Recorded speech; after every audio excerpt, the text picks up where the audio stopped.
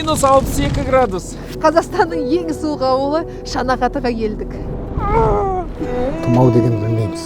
Микроб болмайды бізде. Өліп қалатын. 60 градус.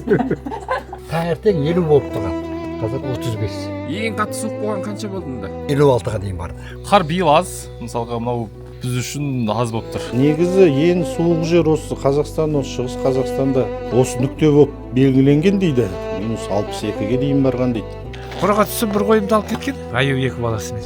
Мен шөгелді түнде қорамды аңдып отырғанда. Аюдан қарағанда қасқыр қауіптірек болып тұр ғой. Ферма бар, ескі ферма. Сол жерде де қасқыр түсіп бір 60 шақты қойды қырып тастаған. Алдыңғы жылы бізде примерно 3 метр қар болды. Төбеден де биік. Шанағатты таудың қойнауында, Қазақстан мен Қытай шекарасына жақын жерде жатқан аядай ғана ауыл. Марқакөл ауданына қарайды. Бұрын Орловка деп аталған. Кезінде 170 отбасы болған деседі. Ал қазір 18 үйде 59 адам ғана тұрады. Халқы негізінен мал шаруашылығымен айналысады. Мұнда келудің өзі оңай болған жоқ. Сапарымыз бір тәулікке созылды. Алдымен Өскеменнен 6 сағат жол жүріп, аудан орталығы Марқакөлге бардық. Одан кейін Тауышымен 1,5 сағатта Ұранқай деген жерге жеттік. Бұл уақытта қас қарайған еді. Сондықтан үй тауып, қонуымызға тура келді. Қай үйге кіреміз аға? Мұнда ма? Жазира шыға бер онда. Машинадағы -40 деген жазудан кейін балаға қорқып шықтым. Әйтеуір ішке кіріп алдым. Іші енді әзірге жылы. Мен бір курткам шешсем қалай ба, білмеймін. Шанағатыға жетіп үлгермейміз, сол себептен осы жаққа келіп қоныстанып жатырмыз. Осы жерде таңертең ертерек шығып Шанағатыға барамыз. Мынандай аязда, қақаған аязда шырайлы шығысымды аралап, табиғатын түсіріп, аязды зерттеп жүрген нағыз ер азамат екенсіздер. Ең бастысы аялдап қонатын жер бар. Жылы, төсек бар. Болды, ең бастысы осы. Шанағатыға жету үшін бәріне шыдап жатырмыз. Мынау бақпақтан қайнатқан балым. Сол бақпақты кішкене ұлдарым бар, өзімнің 6 сәбиім бар. Үлкенім 18-де, кішкенем 9 айда. Сол балаларға жинат қоям, сол балаларға қайнатқан балым. Жөтелден бәріне көмектеседі. Емдік қасиеті бар. Мына дастарханның бәрін өзім істеген. В общем, ауылда келіншектер ол суперский бәрін етеді. Бәрі қолдан. Негізі апай айтпады, мынау да таудан тергені ғой, қарақат. Қарақаттың тосабы, таңқурайдың тосабы. Мынау біздің дастархан.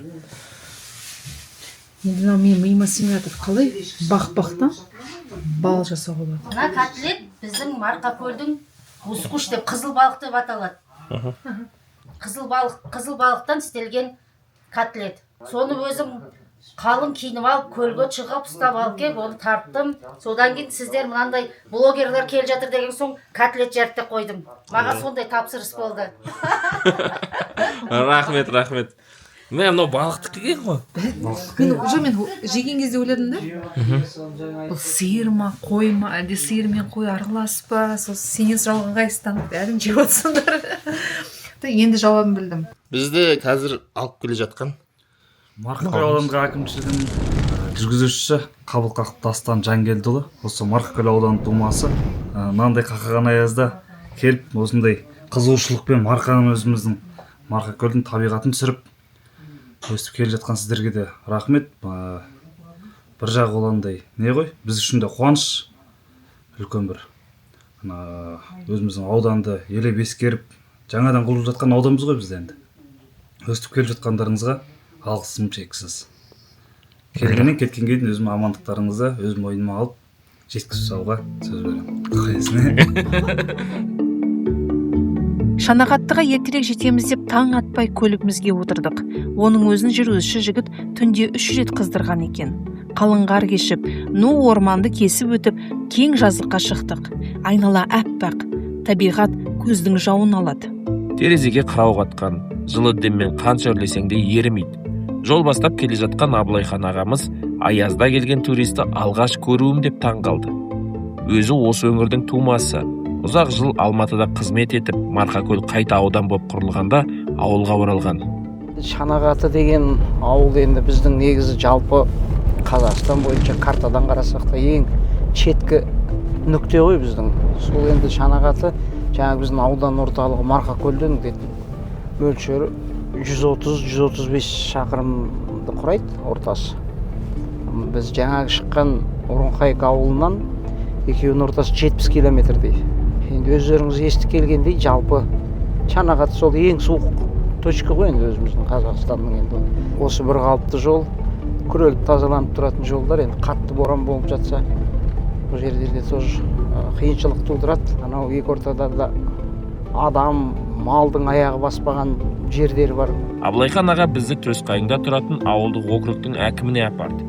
Бұл аймақта жиі ет жеп тұрмасаңдар тоңып қаласыңдар деген кеңеске құлақ асып, Эдуард Қалиұлының шаңырағынан тамақтанып алуды ұйғардық. Шай ішіп отырып сұрақтарымызға жауап алдық. 50-55 ол средняя температура бізде. Промежуток. Январьда, осындай болады, декабрьда, январьда. Осы қыс бойы емес. Қазір біз баратын ауылға Шанағаты сода 60-тан да асады. Бұрын осы температураны фиксировать еткен официально метеостанция болған. Қазір сол метеостанция жұмыс істемейді, поэтому бізде қазір орнатылған градусниктер 50 градусқа дейін көрсетеді. То есть градусник шамасы да жетпейді фиксировать еткенге температураны. Алдыңғы жылы бізде примерно 3 метр қар болды. Төбеден де биік. Қар лақтырамыз десе орын жоқ лақтыратын. Но ол да жыл сайын емес, осындай жылдар болады. Бір жылда аяз, бір жылда қар. Дала қақап тұр. Жылы үйден шыққымыз келмеді. Бірақ іздеп келгеніміз де осы емес пе? Төсқайыңнан тағы 25-26 шақырымдай жол жүріп, Шанағаттыға да жеттік.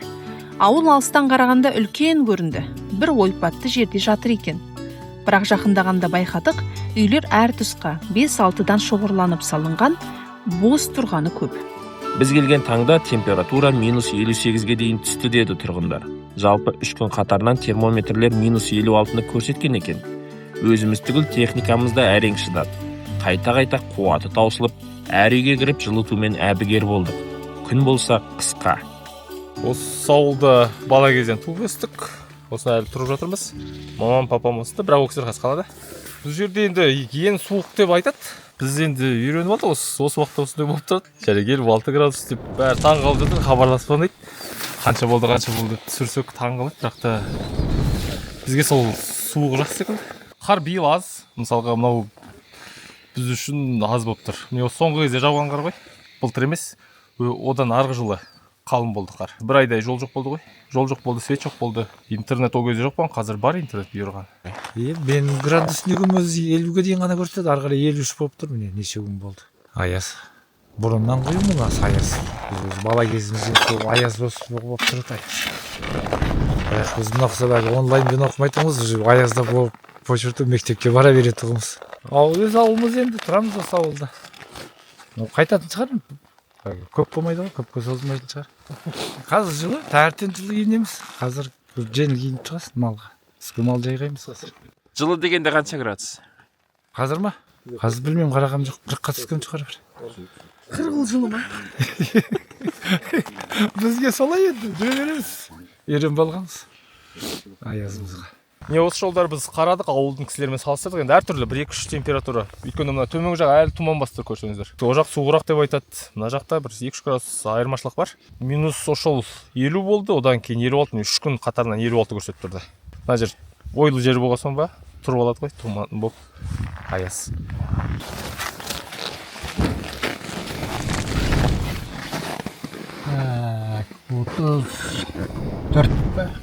Таңертең 50 болып тұрған. Қазір 35. Ең қатты суық болған қанша болды мұнда? 55-ке барды ғой, 56-ға дейін барды. Менікі атақта одан да көп болды. Немерелерім кеп 2 жыл осында тұрған. Алматыда неге адашкамен еткен, мұнда келіп жарылып алды. Осында аязда несін бет-аузын орап алады, менімен бірге далада жүреді. Жарылып кетті. 35 градус суықта ағамыздың киім киімі, бас киім жоқ, қолғап жоқ, рахат жүрсіз ғой деген. Нормально бізге, пайдат. Жалпы бұл жақта негізі ең суық жер осы Қазақстан, осы шығыс Қазақстанда осы нүкте болып белгіленген дейді. Осыдан талай жыл бұрын -62-ге дейін барған дейді. жақында деп те айтсақ та болады. Алдыңғы жылы мен осы жаққа көшіп келген кезде де 53-54 солай болып тұратын аяздар. Енді осы 1-2 күнде шамалы кішкене көтерілді, 56. Енді ары қарай градусникіміз көрсетпеді, енді шыны керек, мүмкін одан да көп болғанда шығар. Түкте жоқ, өмір сүріп жатырмыз, пешті жағып қоямыз, жүреміз, шаруамызды істейміз, жұмысымызды істейміз. Рацияға шығамыз біз. Күнде ауа райын бәрін айтып отырамыз. Мен апам метеостанцияда жұмыс істеді ғой. Осы жерде метеостанция Орловский поселок болған, апам ылғи айтып отыратын. Сосын метеопост болды, кейін жабылды ғой. Сол кезде үлкен не болатын. 70 градустық минус. Ол жерде штиф тұрады, қара. Сол минимальный аппарат, қара қалады, қара штиф. Сонда қанша болғанын білесің. Өйткені күн жылынса қайтып кетеді ғой ішіндегі спирті. Ал қазіргілер тек 50 градустық сондайда 50 градус, 50 аржағында бір 5 деление тұрады, 6 деление. Соған барады, сонымен кейде қайтпай қалған кездер болған. Термометр істен шықтың ба сынып қалды. Ауылда қазір 18 ғана үй бар. Ал ертеректе бұл жақта 120 үй болған екен. 120 үйде жалпы 170 отбасы тұрған екен. Үйдің саны аз, отбасы көп болған. Содан кейін қаншама адам көшіп кеткеннен кейін ортадағы үйлердің көбі бұзылып кеткенде бөлек-бөлек болып қалғанда ауылдың іші. Көрген кезде бір тура ана жерде біреу 5-6 үй, мына жерде 5-6 үй, сондай бір қызық көрінеді. Кезінде мына жақын маңда тіпті әуежайда болған екен. Адамдар таңертең орталыққа ұшып, кешке қарай сол орталықтан ұшып келеді екен. Қысқасы мына жақтан құжынаған тіршілік болған ғой. Адам көп болған. Мынау тек содан қалған дүние. Аузыма суық ауа кіріп кетті ғой. Қысқасы сондай. Енді ол өте өкінішті бір шетінен. Мысалы, қатон қарағайды ашады да, мына куртка жарады. Ал қазір мына жақта мынадай қатып қалып жатыр. Қалайсам екен, үстімде бір не сияқты. Сондай. Мата емес, бір салафан сияқты. Иә. Менікі де сондай. Суық мына жақтан барады екен де қатты. Сондықтан да қазір мысалы камераға сөйлеп жатырмын. Ар жағында мысалы бізді көрерменіміз тамашалап қарап отыр. Негізі мынаны шешкен дұрыс еді. Қанша дегенмен мәдениет. Бірақ мынау енді сондай суық жер. Енді айып етпеңіздер. Мына капюшонмен сөйлей беремін деп шештім. Мына жер ақ болып қалған, қараңыздар. Шашты көріңіз да. Мынау қырауға, мынау да біз жеті сағасқа қалдың ана басына. Төмен ба? Отыңызды? Төмен болып саналады ана жақ? Иә, мынау төмен жақ. Шайзираны фотоаппарат баласы. Ал. Міне. Үнемі осылай жүресіздер ме аға? Иә. Салмақ ұстап тұру керек екен, Иә. Аяқпен. Өй. Қалай ма, атшаны ыңғайлы ма?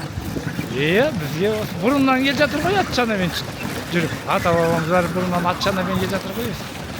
Отын тартады, шөп тартатын атшанамен. Қазіргі заман дамып кетті, трактормен, машинмен отын тартатын шөпті мәні.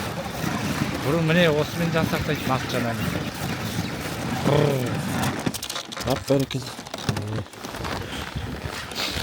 Ой, рахмет аға. Жергілікті такси. Иә, бізде местный такси. Ауылдарында жүріп, кез келген үйге қонаққа кіре берсең, болады, ешкім саған кет демейді. Түтін шығып жатыр ма? Ол үйде адам бар деген сөз. Сосын жақсы жері пимамен кіре беруге болады. Қар таза. Ассалаумалейкум. Амансыз ба? Қалдарыңыз қалай? Қонаққа келіп қалдық. О, ет жеп отыр екенсіздер ме?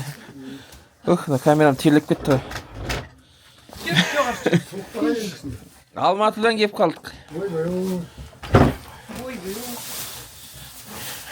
Алматыдан Қазақстандағы ең суық ауыл деп сіздердің ауылдарды түсіруге келдік. Отыр. Тура мақтап жеткенбіз, тура үстінен түстік қой етті.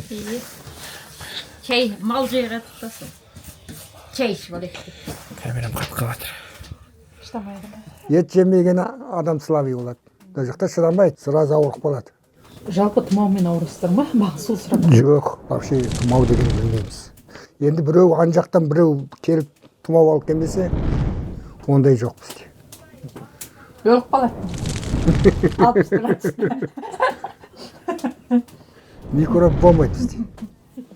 Мен өзім Қарағанды облысы Қарқаралы ауданы Қарағайлы деген совхоздан болам. Осы жаққа келгелі міне 2 жыл болды.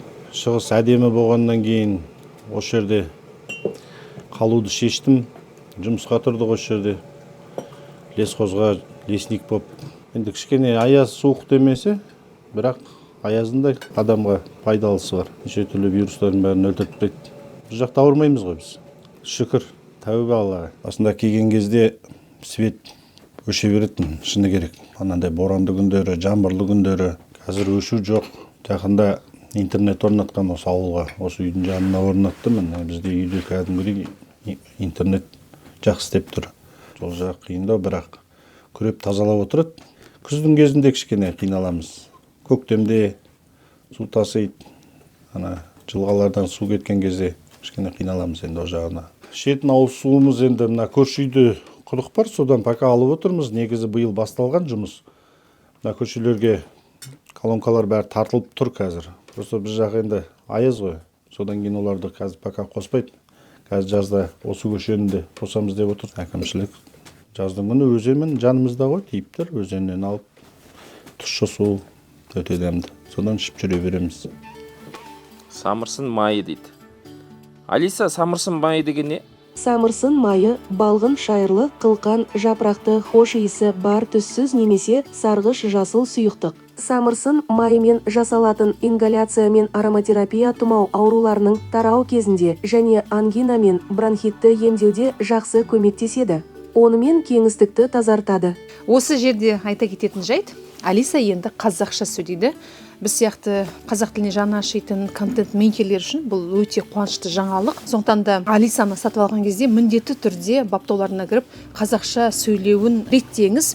Бұл кез келген сұрағыңызға жауап беретін, маршрут құрастыратын, таңертең оятатын көмекшіңіз. Жол жүрген кезде саяхатқа, іс-сапарға, жалпы үйден шықсаңыз болды, өзіңізбен бірге алып жүре аласыз. Негізі жалпы бүйтіп қарасаңыздар, ауылдағы үйлердің бәрі кішкентай. Өйткені бұл жер суық болған соң жылыту қиын болады екен, содан кейін кішкентай қылып салады ғой деймін. Мынау осы үйде тұрамыз. Келесі жазда тұрамыз. Времянка дейді ғой, жазда. Ауылдың тіршілігі біздік сол жаздағы кезде қыстың азығын дайындаймыз. Шөп дайындаймыз. Соны күзде тасып аламыз да, қысты күнде қыс ұзақ болғаннан кейін сол малды жайғап, шөбін салып, астын тазалап. Анау чөркелер жатқандар біз осылай жарып, осындай жинап тастаймыз, бірақ енді үлгіргенше ғой. Қазір осы қалыпта жатыр ғой. Осыны толтырамыз, қысқа бізге осы жетеді. Көмір жақпаймыз, газ деген атымен жоқ. Тек осы қарағай, қызыл қарағай бізде. Үйде содан салынған, отынға да осын жағамыз. Бұл отынды және лесхоз береді бізге. Көрсетеді, қай жерден алу керек, сол жерден біз дайындаймыз. Бұл әйтеуір ең төзімді болып келеді, жаңағы шірімейді. Бір қасиеті. Мысалға басқа самырсын ағаштарды қойсам бірден шіріп кетеді ғой. Бұл төзімді. Айтып жатқан естігендерім бар, енді өзім тура білмеймін. Мысалға бетон суда 100 жыл жатады дейді, бұл 300 жылға дейін. Суда бұл неке, төзімді деп айтады. Суда жатса шірімейді деп. Құдықтың да ішін осымен қаптайды ғой. Қысқа біз 10 кубтай кетеді. Негізі жалпы 8 куб, 7 куб әртүрлі алады. Сосын жаққанға байланысты. Үнемдеп жақсан ұзаққа жетеді. Мен мал ұстайды, сол малдың тіршілігімен күн көреді, сол малмен. Ата-бабамыздан қалған сонымен келе жатырмыз, әйтеуір соған үйреніп қалған. Енді келешекте артта келе жатқандар білмеймін, мал бағады деп мен ойламаймын. Кейін мал бағатын жоқ. Мен өзім Польшада служить еткем. 2 жыл город Ябырды. Сонда көрген мен ана жерде мал ұстамайды екен Польшада. Жеміс-жидек күнге өсіретіндер, фрукты мен жасақтайтын Польшада. Мынау еттері сонда қымбат, алтыннан қымбат болады ғой. Соған әлі біз келеміз. Ет қымбатшылық деп өтіп қымбатшылық болады. Ауылға бару керек, жастар ауылға бару керек, ауылды көркейту керек. Бұл біздің ел, бұл біздің жер. Біз көркейтпегенде кім көркейтеді? Кемпір шалдар қартайды. Олар ауылда тұруға енді кішкене қиындау болады. Анау оқу бітіріп атады. Мысалы, жастар қазір неше түрлі мамандарды бітіріп атыр ғой. Осы ауылға сол мамандар жетіспейді. Кемпір шалдар қалада пенсиясын алып, спокойно квартирада тұру керек. Ауылдар осы жақта мал асырау керек, сиыр сауып, май жіберіп отса, сол кемпір шалдарға. Қазір мен қалаға барсам 400 теңге қамалып отыра алмаймын, шын айтқанда. Немесе этажға барасың, қамаласың, түк істемейсің. Одан қимылдап жүре берген жақсы. Жас келгенше адам қимылдай беру керек. Көп қимылданбасаң, денсаулығын өзі сыры бере бастайды. Сол үшін ауыл жақсы маған. Қазір балалардың бәрі славий. Білмеймін, келешекте олар қалай өсіп жетіледі. Бәрі городской болып кетті. Городскойдан бәрі славий. Барсам бәрі ауырады. Анаң қарап өзі жаны ашиды. Ауылда өскен бәрі ауылдан шығады ғой кезінде. Біздің шыққан жазуымыз да, ақынымыз да, батырымыз да ауылдан шыққандар. Кейінгі ұрпаққа білмеймін, не болады. Еріксен. Бұл бала кім? Мен бауырым, ағамның баласы. Көмектесіп жүреді келіп. Қай сыныптасың? 7. Қайда оқисың? Жүр келіп отыр ғой. Дөс қайында оқисың ба? Қазір үйіңе барамыз бірге сенімен. Ат суарғалы келдің бе? Мен бар суарып келдім. Суарып қойдың ба? Жоқ, Оны осында келе? Балалар бар екен мұнда, е? Оқиды, ағамның баласы. 3 баласы бар. Келіп ат суарып келді. Кеп солар көмектесіп кетеді анда-санда. Бір апта жетекшіп суарып келді. Пимамен кіргенімізге ыңғайсызданып тұрмын да. Қайта ұялып, мен сырттан келдік деген. Солай үйрендеміз. Әмбесінде пол суық болып тұр біздің. Мен де пима киіп алдым. Жазира да мынандай қара пимасын киіп алды. Пима керемет екен. Пима деген қатты. Қандай күшті. Мен осы ауылдың тумасымын. Өзім мұғалім. Биыл пенсияға шықтым. Зейнеткер. Мектебіміз негізі 9 жылдық болған, енді сол соңғы жылдары баланың аздығына байланысты бастауыш болып қалды. 5 бала бар. Ал енді бастауыштың өзінде негізі даярлық сынып бар, және мини-центр бар. Одан бәрімен 17 бала болады. Мынау міне ауылдың мектебі. Қараңыздар. Біз енді андай үлкен мектептерге үйреніп қалғанымыз ғой. Мен басында көрген кезде бұны бір үйде ойладым. Сосын екінші нұсқа музей үй, мұражай үй дейді ғой. Сонда шығар деп ойладым. Сөйтсем, егер айтады, жоқ мектеп. Қарасам, міне Жалауда тұр.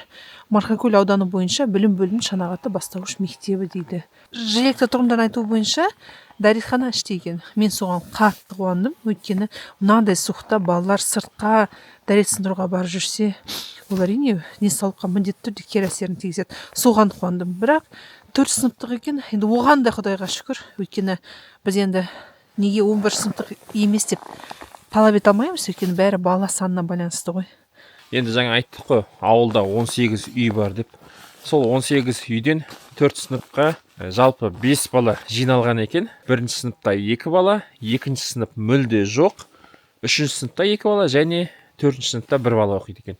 Одан жоғары сыныптар ауылдық округтың орталығы, осыдан 25 шақырым жердегі Төсқайың деген ауылда оқиды. 9 сыныптық мектеп бар екен. Негізінен көп балалар жаңағы интернат сияқты сол жақта жатып оқиды дейді. Балаларымыз мін Төрәлі деген бала. Осы облыс әкімі ана жылы осы келіп, сол облыс әкіміне домбыра тартқызған бала осы бала болады Төрәлі. Жан деген кішкентай біздің. Бұлар Төсқайында мектеп бар, сонда оқиды. Аптасына 1 рет алып келеді, алып кетеді. Одан кейін 4 қызымыз бар үлкен. 3-еуі студент қалада, 1-еуі осы Төсқайында оқиды уже. Бізде бала аз болғандықтан толық бастауышты қосып саған. 1 мен 4 көрдіңіздер ме? Ең қиыны сол. Сондықтан біз үлгеремейміз. Сол қосымша сағаттар болып жатады. Оданша мен ойлаймын, сол 40 баланы оқытқан оңай. 1, 3, 4 қосып оқығанша. Өйткені 1-ге 1 тақырып түсіндіру керек, 3-ге 1 тақырып, 4-ге 1 тақырып түсіндіру керек. Жылқы тебінде, жылқыны әлі үйде тұрмайды жылқы. Бізге сол тиімді жылқы, өйткені сиырмалы, қоймалы қолға қара қалады да, одан кейін оны тиімсіз болғаннан кейін жылқы ұстаймын негізі. Тек қана біздің ауыл емес, көрші Қаба өңірі ғой. Жылқыны ауылдағы неше үй? 10 үй, 20 үй бір кетте. Сосын кезек шығарамыз. 2 кісі барады, бағат, қайтады. Мысалға суббота күні ауысады, немесе понедельник күні солай. Қасқыр қалың қарамаса болмайды. Сол соңғы 2 жылдар қатты болып кетті. Қар қалың жауып, қолға қарақап, шөп дайындау қиын болып, содан көп кісілер малын сатты, көшетіндер көшті. Қысы қатты, аяз суық деп отырмыз ғой, аязы қатты деп. Бірақ қар аз, жәнеге басқа өңірден төс қайын бұғы мүйізден қарағанда қар аз. Сосын жылқы ұстайтын себебіміз сол. Сосын марал, елік деген жануарлар осы жақта қыстайды. Осы тұста. Сосын ол жануарлар болғасын артынан қасқыр жүреді. Қасқыр сондықтан қалың. Өйткені бұл жерде Қаба өзені ағады, сонда сақ өзен бұлақтар көп. Сол судың бойында қасқырлар. Марал жүргесін артынан қасқырлар да жүрді. Мысалға меру жазық тұр. Қай бір жылы үш қасқырды осы арадан атып алдық. Таңертең көрем. Сонда өзде бір құлағы қатын болды да. Соған ертеп дайын тұрам. Қасқырды көріп қалсам болды, артынан жетіп алып атып, біреу жарал кетті, үшеуіне тұрып атып алдық. Жау болып тұр ғой бізге. Сосын аттамыз. Мылтық бәрі заңды. Өйткені болмайды бұл жақта. Қасқыр, аю дегендер көп жүрді ғой. Сіздің қораға аю түстейді аға, иә? Иә, түскен. Сол жайлы айтып беріңізші. Қораға түсіп бір қойымды алып кеткен. Түнде шығып өз кезегінде. Аю екі баласымен. Одан кейін шөу келді түнде қорамды аңдып отырғанда. Шөу келді. Ондайда не істейсіздер? Қолаймыз итпен неме істейсің. Айғайлап. Түнімен күзетеміз. Саңғы 4-5-ке дейін жарық түскенше күзетіп отырдым мен қораның төбесінде. Айғайлап. Былтыр мына жаққа түскен, жаққа. Онда талай қой жеп кетті. Түсіп бәрін. Одан кейін бәрі үйге қамап, әр кезегінде үйлеріне қамап жүрді қойлар. Кәдімгідей сағат 10-да 11-де уже кеп кетеді қораға. Бір күнді қолап қойды, әрен жинап алғанбыз. Ертеңді іздеп, әрен тапқанбыз қойдарды.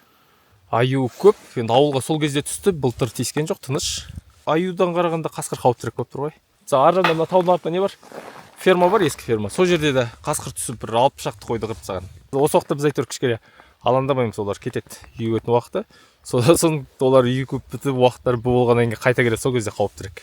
Көктемде ғой, көктем күз ең қауіптісі. Жалпы мысалға басқа елдерде естіп жатамыз ғой.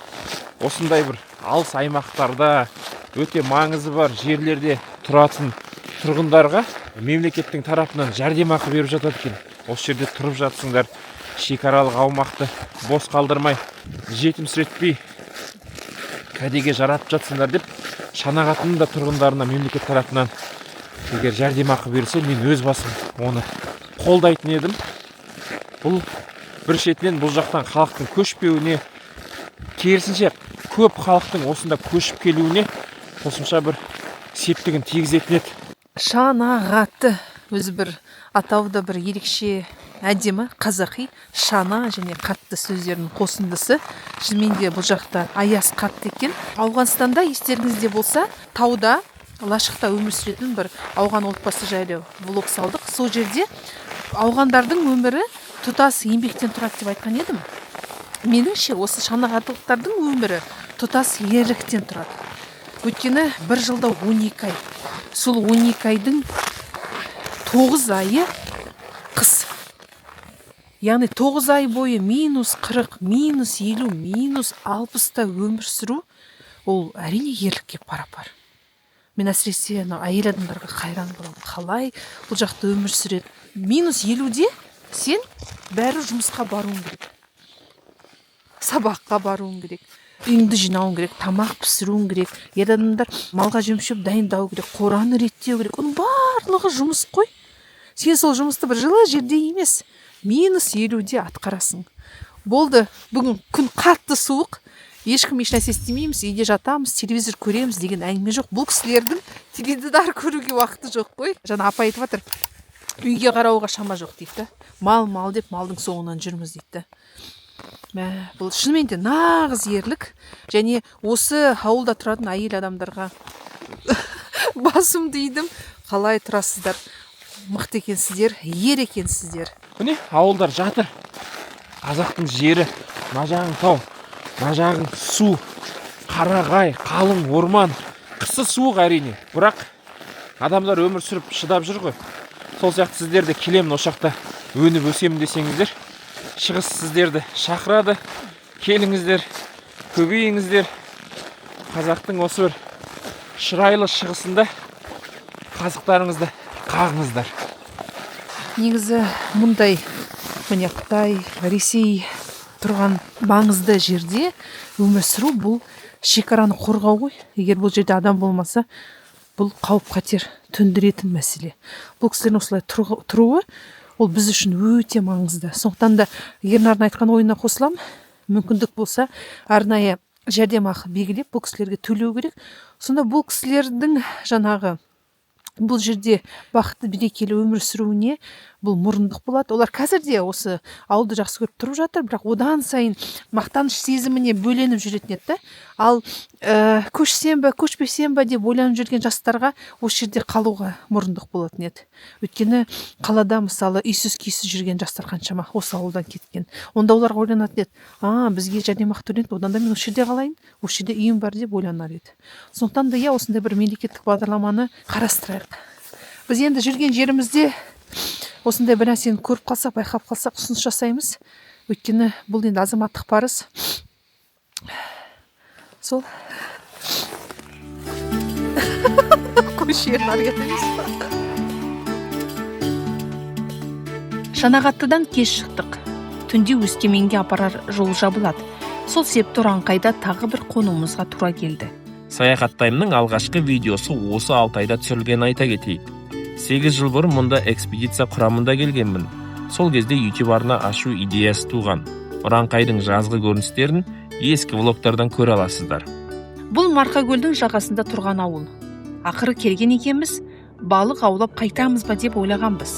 Бірақ ауа райының жайсыздығына байланысты көл бетіне шыға алмадық. Сөйтіп ауылдың музейіне кіріп, дрон ұшырумен шектелдік. Осымен еліміздегі ең суық өлкеге жасаған сапарымыз аяқталды. Марқакөлдіктер күн жылығанда келіп жайлауды көріп қайтыңдар деп қалды. Бұйырса жазды күні жол түсер. Әзірге сау саламатта болыңыздар.